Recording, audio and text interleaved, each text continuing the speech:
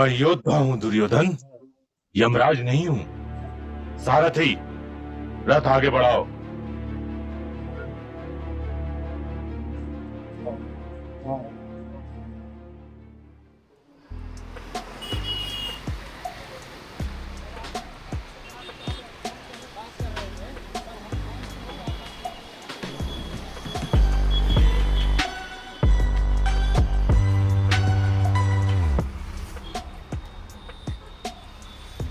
जय श्री कृष्णा। आज मैं द्रोणाचार्य जी के टेंपल, जो कि धनकौर के अंदर है और तकरीबन यहाँ से 50 किलोमीटर की दूरी पर है। राइट नाउ मैं अक्षरधाम मेट्रो स्टेशन के सामने खड़ा हूँ और यहाँ से ये दूरी तकरीबन 1.5 घंटे में कवर करूँगा। आइए जब तक चलते हैं, रास्ते में चलते चलते द्रोणाचार्य जी के बारे में संक्षेप में वर्णन करता हूँ। बाकी की जानकारी वहाँ पहुँचकर मैं मंदिर के पुजारी और जो कि वहाँ के समिति के सदस्य होंगे उनसे जो भी सूचना, जो भी इन्फॉर्मेशन मिलेगी मैं आपको दूंगा। द्रोणाचार्य जी का जन्म ऋषि भारद्वाज जी के यहाँ हुआ। महर्षि भारद्वाज का आश्रम गंगा नदी के तट पर था, घने वनों के बीचों बीच। महर्षि भारद्वाज का नित्य नियम था, डेली वो यज्ञ किया करते थे और मंत्रों का उच्चारण किया करते थे। कहते हैं उनके यज्ञ की धुआं जो है स्वर्गलोक तक जाया करता था। एक दिन स्वर्गलोक से घृतराची नाम की अप्सरा उस नदी के तट पर आती है। कहते हैं कि घृतराची बहुत ही सुंदर थी। उस अप्सरा का कोई मुकाबला ही नहीं था। इस धरती पर कोई भी स्त्री इतनी सुंदर नहीं थी जो कि घृतराची के समान सुंदर हो।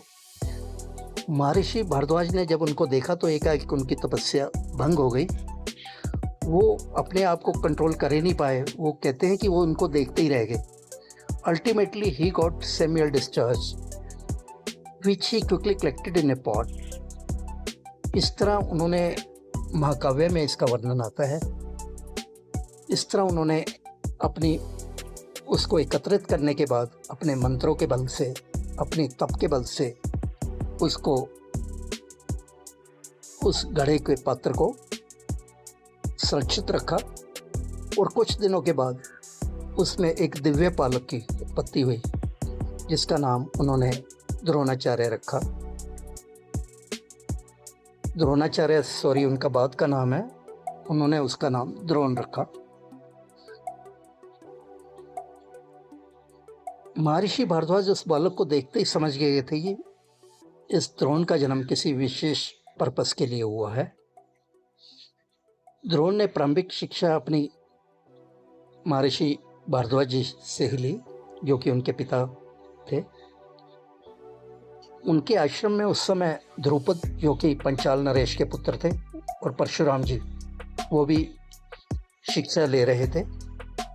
आरंभिक शिक्षा उनके फादर महर्षि भारद्वाज ने उनको दी।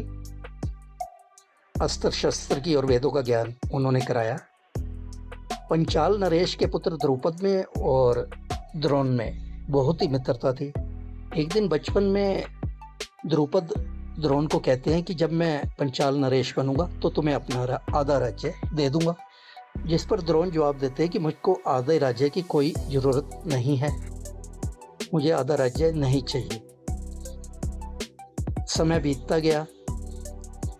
पढ़ाई करने के बाद द्रोण परशुराम जी के आश्रम में जाते हैं, क्योंकि उनको शिक्षा तो दी थी उनके फादर ने, लेकिन अस्त्र शस्त्र की विद्या में वो निपुण नहीं थे। उनको चलाने की विद्या में वो गुरु परशुराम जी के आश्रम में जाते हैं, जो कि विष्णु जी के छठे अवतार भी माने जाते हैं।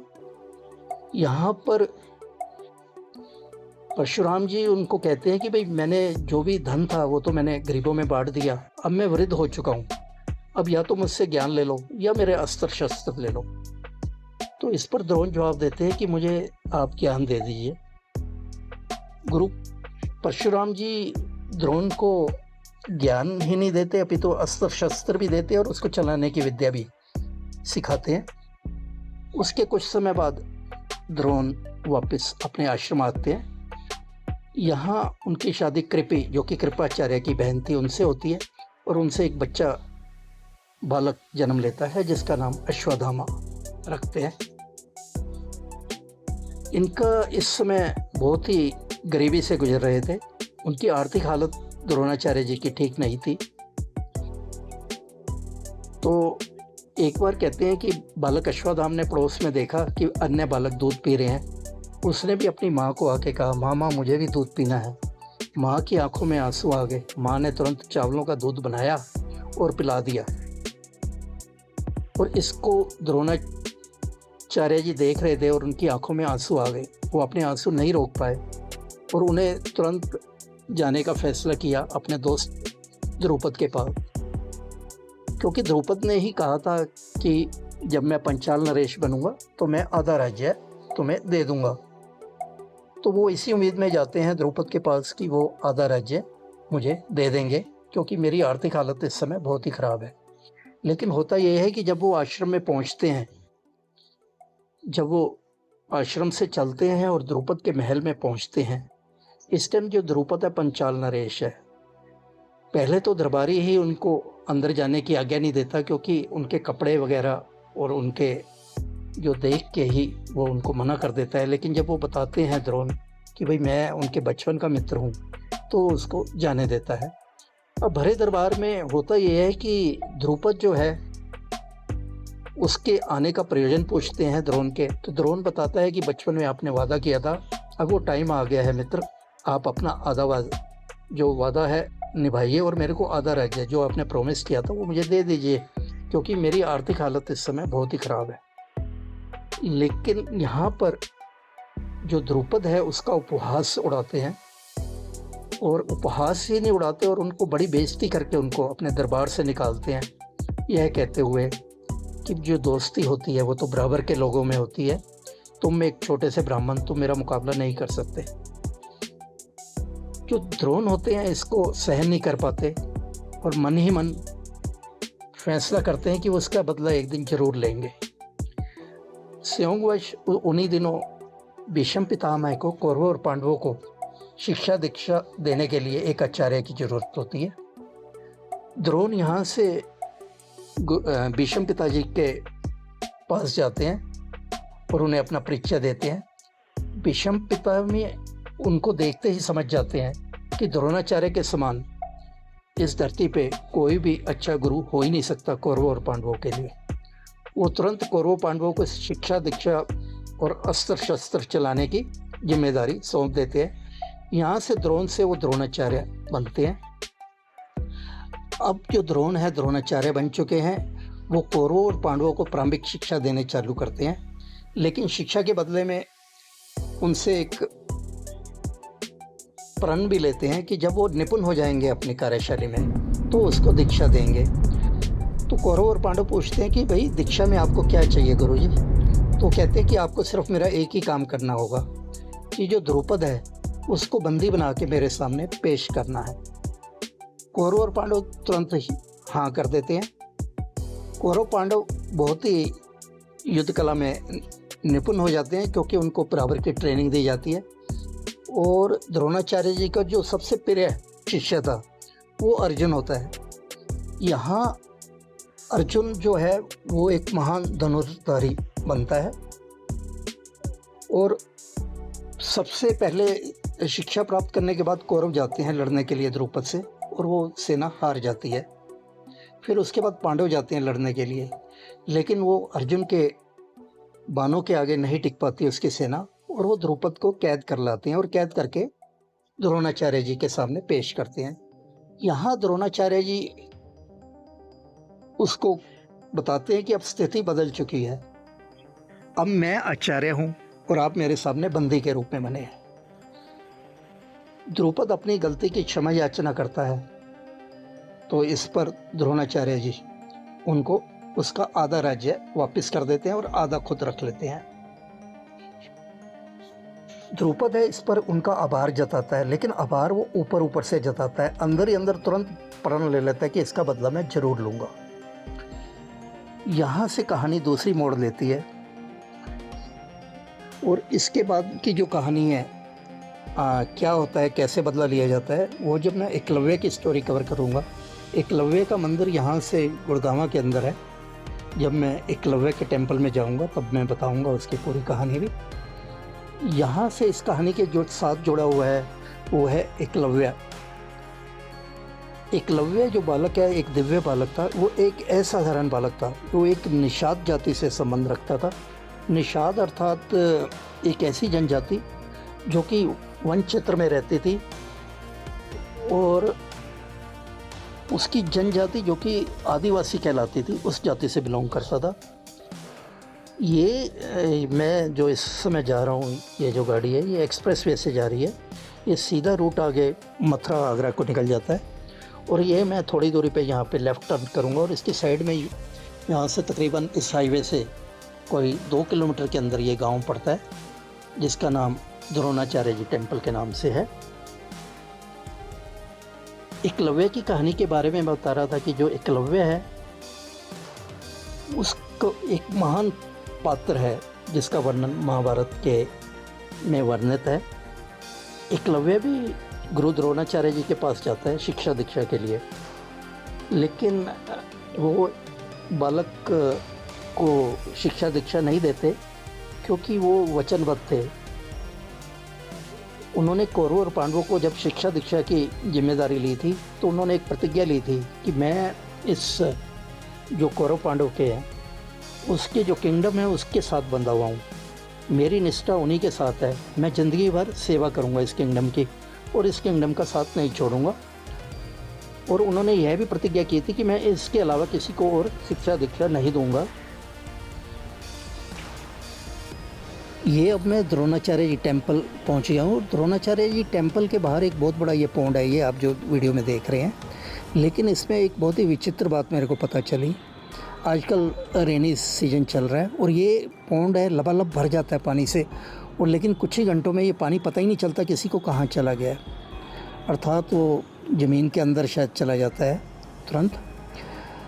ये इस समय मैं मंदिर के बाहर हूँ और यहाँ से मैं एंट्री कर रहा हूँ। मेन मुख्य द्वार से अंदर घुसते ही मेरे को लेफ़्ट साइड में जाना है क्योंकि मंदिर लेफ़्ट साइड की तरफ है। बहुत ही विशाल मंदिर है ये, और जो भी अब जानकारी मेरे को इस मंदिर के बारे में मिलती है वो मैं आपको ज़रूर बताऊंगा। आइए हम मिलते हैं अब पंडित जी के, जो कि द्रोणाचार्य जी टेम्पल के प्राचीन मूर्ति को मिली हुई थी जिन्होंने जगह बने अपने हाथों में बनाया, वो ये है प्राचीन मूर्ति। मतलब ये जो मूर्ति ये अपन जो आप देख रहे हैं पंडित जी जी इसके अंदर ये प्राचीन मूर्ति है जो एकलव्य को मिली थी। जी ये एकलव्य द्वारा बनाई गई थी। जी जी ये है प्राचीन मूर्ति, इस तालाब में मिली थी जो बाहर तालाब में।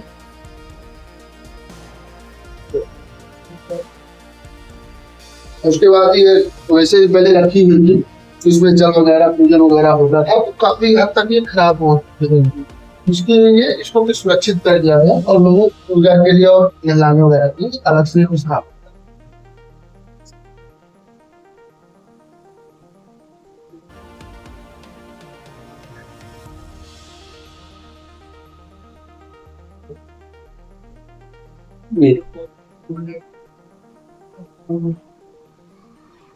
पंडित का कहना है कि ये जो नीचे मूर्ति है वो ओरिजिनल है। ये तालाब के अंदर, ये मंदिर के प्रांगण में एक तालाब है जहाँ पे मिली थी, और इसको सुरक्षित रखने के लिए और ताकि वो खराब ना हो और इसको खंडित ना हो, तो इसलिए इन्होंने अलग से वो बना दी है।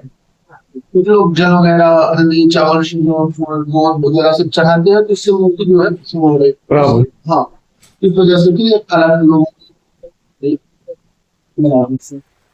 ये गुरु द्रोणाचार्य जी की मूर्ति है। यही वो मूर्ति है गुरु द्रोणाचार्य जी की, जिसका महाभारत में इन्हीं का वर्णन आता है। महाभारत और वो प्रतिमा है वो महाभारत कालीन की है। वो जो पहली वाली प्रतिमा वो भी महाभारत कालीन है। ये तो बाद में बनाई गई है, लेकिन वो तो महाभारत कालीन ही। जो पहली वाली प्रतिमा हमने देखी थी वो महाभारत युग से ही है, वो जो तालाब के अंदर से महाभारत तो द्रोणाचार्य की शिक्षा दे रहे थे कला जी को, पांडवों को, कौरवों को। तो उनके पास शिक्षा देने के लिए एकलव्य गए हुए थे। तो उन्होंने शिक्षा देने से इनकार कर दिया कि मैं जो है बंधन से बंधा हूँ, क्योंकि मैंने वचन दे रखा है कि केवल गुरुपुत्रों राजपुत्रों को ही शिक्षा जो है दूंगा। यानी कि जो द्रोणाचार्य जी का वचन था हाँ कि सिर्फ राजघराने के कौरव और पांडवों को ही दीक्षा देंगे। जी, क्योंकि वहां से उन्होंने उनको आश्रय मिला था। राजा ध्रुपद ने उन पर आक्रमण किया था आधा राज्य देने के लिए, लेकिन जब ये मांगने पहुंचे तो राजा ध्रुपद ने आधा राज्य देने से इनकार कर दिया। तो और उनके बंदी बनाने के लिए अपने सैनिक थे, और उनकी रक्षा जो है यहाँ आकर भीष्म पितामह आदि वहां के लोगों ने की। इसलिए वहां से उन्होंने आश्रय मिला तो उन्होंने वचन दिया कि मैं यहाँ के जो राजघराने के लोग हैं, इनके जो राजकुमार है, उनको शिक्षा दूंगा और किसी को शिक्षा नहीं दूंगा। यानी कि वो वचनबद्ध थे जी, द्रोणाचार्य जी वचनबद्ध थे, इसलिए उन्होंने एकलव्य को भी शिक्षा नहीं दी शायद। जी, इसलिए उन्होंने मना कर दिया। कुछ दूर जंगल में जाकर उनकी एक प्रतिमा बनाई थी और उसके सामने स्वयं अभ्यास करते हुए, तो वो जो स्वयं जिस मूर्ति के सामने स्वयं हाथों से बना कर अभ्यास करते थे, वो ही मूर्ति है। ये माता संतोषी जी है। शायद धीरे धीरे ये प्रचलन हुआ और ये पुराना मंदिर तो खैर वही है सबसे पुराना, 700 वर्ष हो गए इस मंदिर को। ये तो अभी मान लो 100-150 साल के इधर सारे विग्रह है। सबसे पुराना मंदिर वही है। आज ये अभी 100-150 साल पुराना। हाँ, ये सब 100-150 माता साल। संतोषी माता जी जी।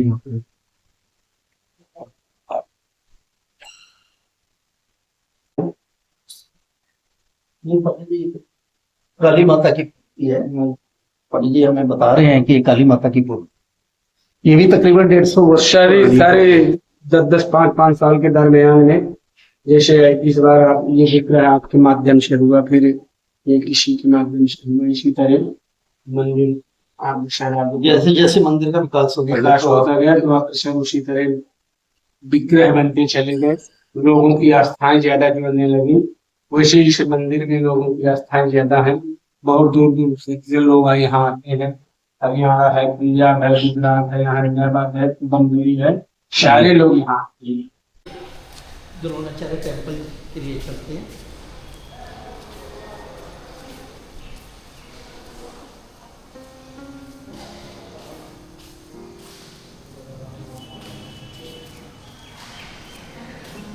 एकलव्य का जन्म निषाद जाति में हुआ था, जो एक आदिवासी जाति थी। उनके पिता का नाम हिरण्यधनु था। एकलव्य द्रोणाचार्य जी का एक महान शिष्य था, जो अर्जुन का भी गुरु था। एकलव्य ने द्रोणाचार्य जी से धनुर्विद्या सीखने की इच्छा व्यक्त की थी, लेकिन द्रोणाचार्य जी ने उसे शिष्य के रूप में स्वीकार नहीं किया था, क्योंकि वह एक निषाद पुत्र था। इसके साथ यह भी कहानी जुड़ी हुई है, क्योंकि वो उनकी जो द्रोणाचार्य जी की निष्ठा है वो किंगडम के प्रति थी, अर्थात कौरवों और पांडवों के प्रति थी। महाभारत में इसका वर्णन आता है। तो उन्होंने एक प्रतिज्ञा ली थी और वो वचनबद्ध भी थे कि कौरवों और पांडवों के अलावा वो और किसी को भी शिक्षा दीक्षा नहीं देंगे। यही वो कारण है कि उन्होंने एकलव्य को शिक्षा दीक्षा और अस्त्र शस्त्र की विद्या नहीं दी। लेकिन एकलव्य ने द्रोणाचार्य की मूर्ति बनाकर उसकी पूजा की और धनुर्विद्या का अभ्यास किया। एकलव्य ने अपनी मेहनत और लगन से धनुर्विद्या में महारत हासिल की और एक महान धनुर्धारी बन गया। एकलव्य की कहानी हमें ये सिखाती है कि मेहनत, लगन और गुरु भक्ति से हम किसी भी क्षेत्र में सफलता प्राप्त कर सकते हैं। एकलव्य की कहानी हमें यह भी सिखाती है कि जाति और पृष्ठभूमि से ऊपर उठकर व्यक्ति अपनी मेहनत और प्रतिभा से महान बन सकता है। एकलव्य के जन्म स्थान के बारे में महाभारत में विस्तृत जानकारी नहीं मिलती है, लेकिन माना जाता है कि वह एक निषाद पुत्र था। कुछ विद्वानों का मत यह भी है कि एकलव्य का जन्म संभवतः मध्य भारत या उत्तर भारत के किसी वन क्षेत्र में हुआ था, जहाँ निषाद जाति के लोग रहते थे।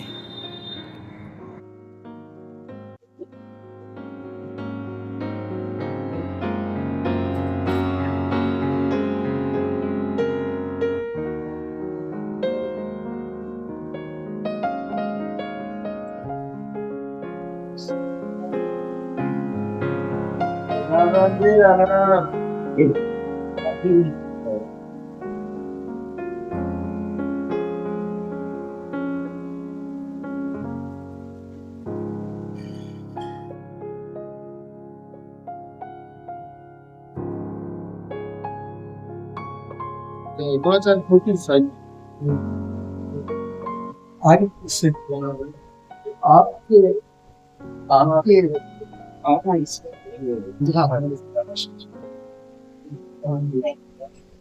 हम चैनल से हैं, चलो 5 मिनट आप बोल सकते हैं, क्या करेंगे क्या आएंगे यहाँ ये जो नहीं अभी नहीं, मैं जब पहले द्रोणाचार्य जी की मूर्ति में ले लूं, उन्हीं के आगे ले लेता हूँ, आप कहीं कंफर्टेबल जगह देख लीजिए तो ये इस धनकौर का नाम पहले द्रोणकौर हुआ करता था, बाद में इसका संशोधन होते होते हुए धनकौर हुआ, फिर धनकौर हुआ और इसको द्रोणाचार्य जी के नाम से ही काफ़ी जाना जाता है।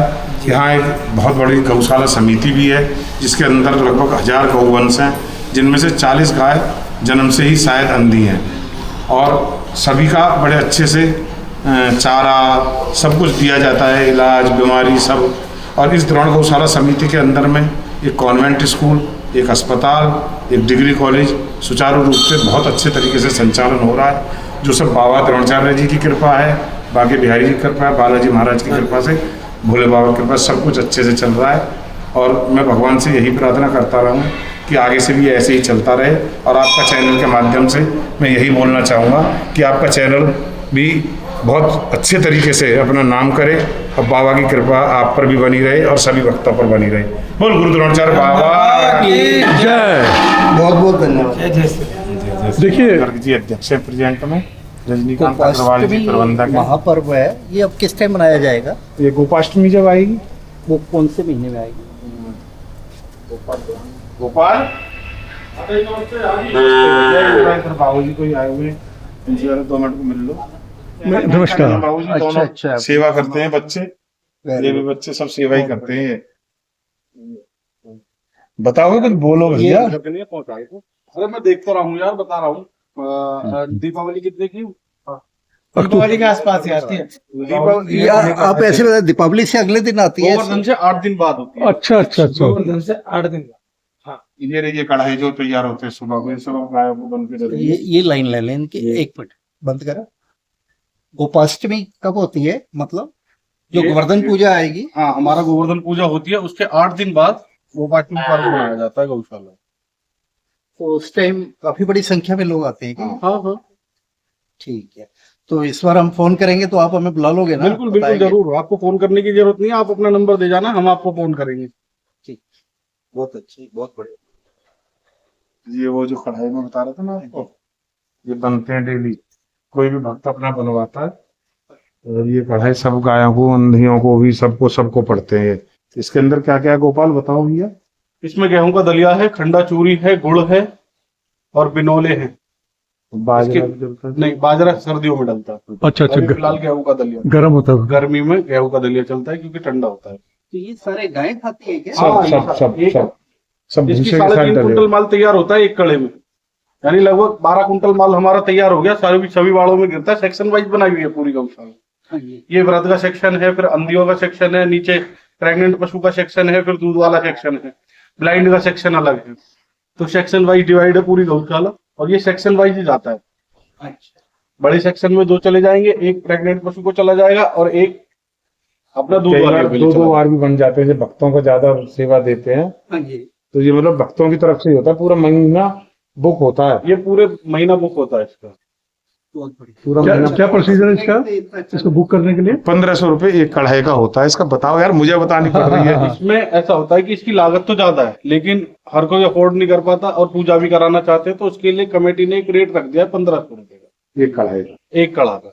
तो सभी लोग करा सकते हैं आसानी से 1500 रुपए। 1500। देखो ना, तो एक सेवा की सेवा हो जाती है और हाँ। गायों को अपने हाथ से खिलाया जाता है। तो एक कड़ाह से हो जाता है सब गाय को? नहीं, एक कढ़ाई की पूजा वो कराएंगे, बाकी तो भूखी रहते हैं। बाकी तो जैसे जैसे भक्त आ जैसे- जाते हैं वैसे वैसे भूखी रहते हैं। ठीक। लेकिन अगर वो कराना चाहें तो एक कड़ा उनका एक्स्ट्रा बनवा देते हैं। ठीक है ठीक है ठीक। आज तक किसी ने खराब तो नहीं? और कोई ऐड होना चाह रहा है तो उसको ऐड भी कर लेते हैं। अभी तक ये व्यवस्था सुबह सुबह है और शाम की है।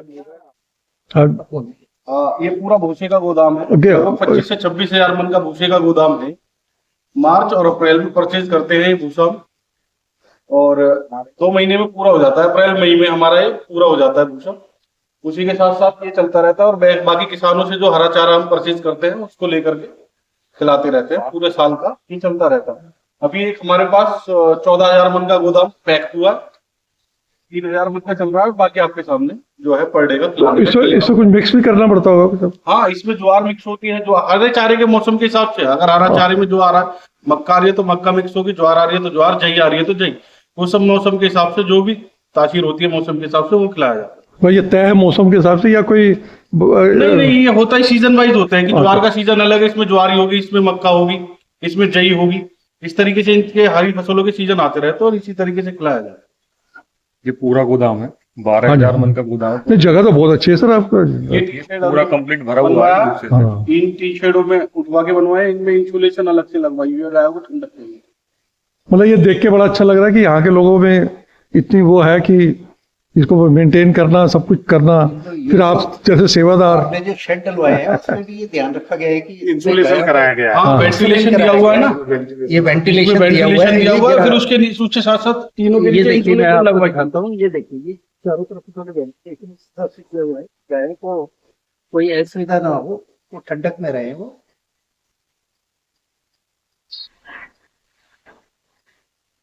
इंसुलेशन तो मतलब हीट भी नहीं आएगी ना नीचे, नहीं आएगी, कोई ठंड नहीं आएगी, गर्मी नहीं आएगी, कुछ तो फर्क पड़ेगा। और सबसे बड़ी बात ये, यहाँ पे हमारे यहाँ रामलीला या नाटक जो भी होते हैं यहाँ पे मेले पे, गौतम बुद्ध नगर की पूरी छुट्टी होती है जन्माष्टमी के मेले पे, और उसमें ये भाई साहब हमारे की छुट्टी होती है वो मेले ये की। मतलब पाश्चात्य सभ्यता पे वो नाटक करे जाते हैं, और उसमें दनकौर के ही कलाकार अपना पार्ट प्ले करते हैं, जिसमें हमारे भाई साहब का बहुत ये हमारे हिंदुस्तान में पारसी थिएटर लगभग सभी जगह से खत्म हो चुके हैं, 3-4 पारसी थिएटर है, आना जन्माष्टमी को। पक्का पक्का पक्का। उनमें से एक पारसी थिएटर श्री द्रोण उसके नाम से बना हुआ है, पारसी द्रोण थिएटर? नाट्य मंडल के नाम से बना हुआ है। पारसी थिएटर होते थे पहले, अभिनय होते थे, राजाओं महाराजाओं के, राजा मोरध्वज नाटक होते थे, राजा महाराणी होते थे, वीर हकीकत राय नाटक होते थे। तो इनमें क्या था, पुराने तरीके का दिखाया जाता था शासन क्या था उनके समय में, तो उन नाटकों की प्रस्तुति आज भी यहाँ उन्हीं कलाकारों के अभिनय में यहाँ द्रोण नाट्य मंडल पर होती है, लोकल के कलाकार, और जो श्री कृष्ण जन्माष्टमी मेले पर होगी। अच्छा, बस आगे अगले हफ्ते ही है। कृष्ण जन्माष्टमी से मेला शुरू हो जाएगा। ठीक। इस बार 12 दिन का मेला है और बड़े अच्छे तरीके से मेला होता है। उसमें 3-4 दिन प्रोग्राम होते हैं, प्रोग्राम बाई प्रोग्राम होते हैं। 3-4 दिन कुश्तियां चलेंगी, फिर सांस्कृतिक कार्यक्रम होंगे, फिर अपना द्रोण नाट्य मंडल के कार्यक्रम होंगे, कवि सम्मेलन होगा। इस तरीके से पूरा 12 दिन का प्रोग्राम मेला चलता है। बहुत अच्छा लगा इस सबको बहुत। तो आप भी इसमें भाग लेते होंगे, कुछ पार्ट अदा करते मैं हो? हर साल अभिनय करता हूँ वही द्रोण मंडल पे। वो क्योंकि मैं आप कौन सा पात्र निभाते हैं? हाँ, मैं इसमें लक्ष्मण रावण का निभाया हुआ है। और अभिमन्यु का, दुर्योधन का, ये सारे पार्ट में करता हूँ। वेरी गुड, बहुत। क्योंकि आपकी फिजिक, आपका डील, आपके फेस पे जो जेस्चर चाहिए रोल के लिए हाँ। परफेक्ट। नहीं, मैं वो करता हूँ 15 साल से हम अभिनय, अपने लोकल के सभी कलाकार करते हैं। इवन मैंने भी किया हुआ है। वाह वाह वाह। मैंने महाराजा उग्रसेन का, इसी का चेला हूँ मैं। अच्छा। बड़ा अच्छा लगा सर, बहुत आनंद आया। अभी हम पौष्टिक आहार स्तो गौवंशे तर्थम दानम चा महं करिष्ये। बोलिए गौ माता की जय।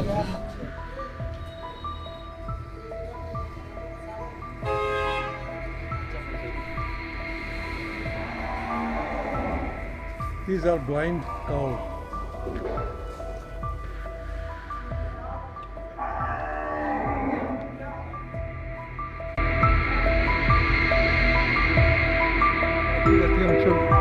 उससे अपना इलाज खुद कर लेते हैं। उधर का ये वो है कि उनको पता होता है कि ऐसे ठीक हो जाएगा, दवाई है ये द्रोणाचार्य टेम्पल की साइड में गोबर गैस प्लांट भी है, और ये मंदिर के गोबर है आप इसमें। जी जी, इसमें वहाँ इसमें जाएगा और वहाँ से फिर इनके अंदर जाएगा, इनको अंदर नहीं जाएगा।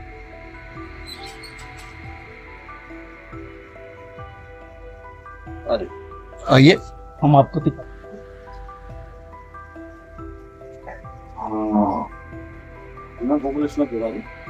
ये पहले गोबर इसके अंदर आ जाएगा, इसके द्वारा कितना आएगा? इसके द्वारा ये यहाँ आ जाएगा।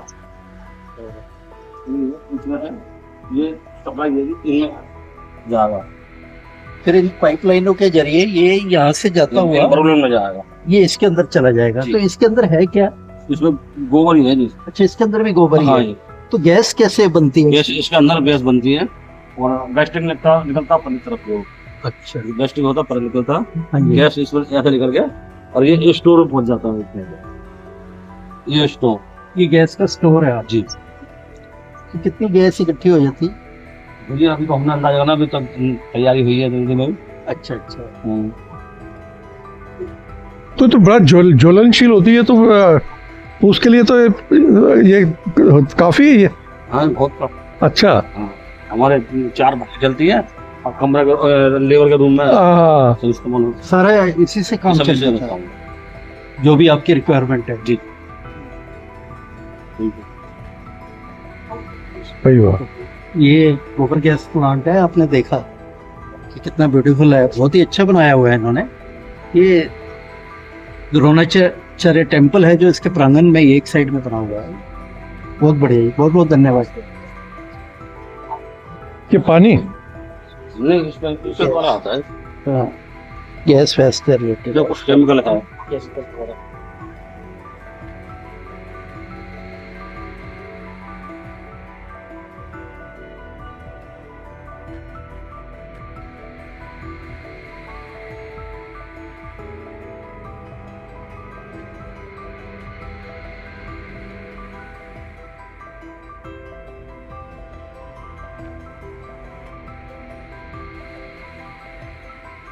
इन्हीं द्रोणाचार्य जी के नाम पर भारतीय सरकार के खेल मंत्रालय ने 1985 में द्रोणाचार्य पुरस्कार की स्थापना की।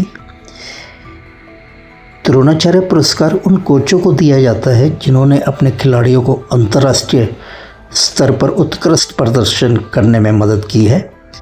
यह पुरस्कार 2 कैटेगरीज में दिया जाता है, नियमित कैटेगरी और जीवन काल कैटेगरी। नियमित कैटेगरी में उन कोचों को सम्मानित किया जाता है तो जो वर्तमान खिलाड़ियों को प्रशिक्षण दे रहे हैं, जबकि जीवन काल श्रेणी में उन कोचों को सम्मिलित किया जाता है जिन्होंने अपने कैरियर में उत्कृष्ट योगदान दिया है। इस मंदिर के अंदर ही गाँव वालों ने हमारे भोजन की व्यवस्था कर रखी है। खाने में बहुत ही आनंद आया, उनका बहुत। चलो बाय बाय बाय बाय। प्यार से बोले, अंतर्मन से बोले।